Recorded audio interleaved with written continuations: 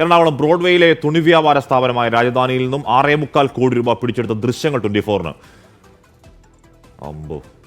State GST ഉദ്യോഗസ്ഥരാണ് പണം പിടികൂടിയത്. ഉടമയെ അറസ്റ്റ് ചെയ്യാത്തതിൽ ഉന്നത ഇടപെടൽ നടന്നിട്ടുണ്ടെന്നാണ് ആക്ഷേപം. അതിന്റെ ദൃശ്യങ്ങളാണ് പ്രേക്ഷകർ കാണുന്നത്. എസ് ശ്യാംകുമാർ വിവരങ്ങൾ വെച്ചിരുന്നു. ശ്യാം, അട്ടിയടക്കി വെച്ചേക്കല്ലേ പച്ച നോട്ട്? എറണാകുളത്തെ മൊത്ത തുണി വ്യാപാര സ്ഥാപനമാണ് രാജധാനി. അത് ബ്രോഡ്വേയിൽ വലിയ 2-3 കടകളുള്ള സ്ഥാപനമാണ്. അവിടെയാണ് ഈ കണക്കിൽപ്പെടാത്ത പണം സ്റ്റേറ്റ് GSTയുടെ ഇന്റലിജൻസ് വിഭാഗം പിടികൂടിയത്. ഇത്രയും പണം, പ്രത്യേകിച്ച് 5 കോടി രൂപയ്ക്ക് മുകളിൽ കണക്കിൽപ്പെടാത്ത പണം കണ്ടെത്തി കഴിഞ്ഞാൽ അത് ആ സ്ഥാപനത്തിന്റെ ലൈസൻസിയെ അറസ്റ്റ് ചെയ്യേണ്ട ഒരു സാഹചര്യമുണ്ട്. അതാണ് നിയമം.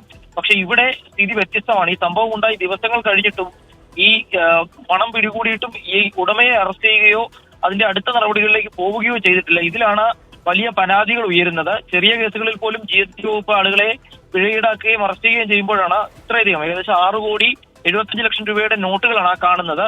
അത്ര വലിയൊരു കേസിൽ ഉടമയെ അറസ്റ്റ് ചെയ്യാതിരിക്കുന്നത് ഉന്നതതല ബന്ധങ്ങളാണ് സഹായിച്ചിരിക്കുന്നതെന്ന് ആരോപണം ഉയർന്നത്. ഏതായാലും ആ ദൃശ്യങ്ങളാണ് ഇപ്പോൾ ആദ്യമായി പുറത്തു വരുന്നത്. 6.75 കോടി രൂപയാണ് അവിടെ കണക്കിൽപ്പെടാതെ GST ഉദ്യോഗസ്ഥർ പിടികൂടിയത്. ഇന്നും അവിടെ പരിശോധനകൾ തുടരുകയാണ്.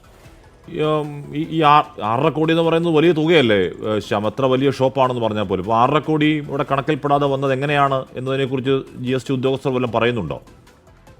പക്ഷേ ഈ അന്വേഷണവുമായി ബന്ധപ്പെട്ട് കൂടുതൽ വിവരങ്ങളൊന്നും GST ഉദ്യോഗസ്ഥർ പുറത്തുവിട്ടിട്ടില്ല. കാരണം ഇത് അന്വേഷണ ഘട്ടത്തിലാണ് എന്നുള്ളതാണ് അവർ പറയുന്നത്.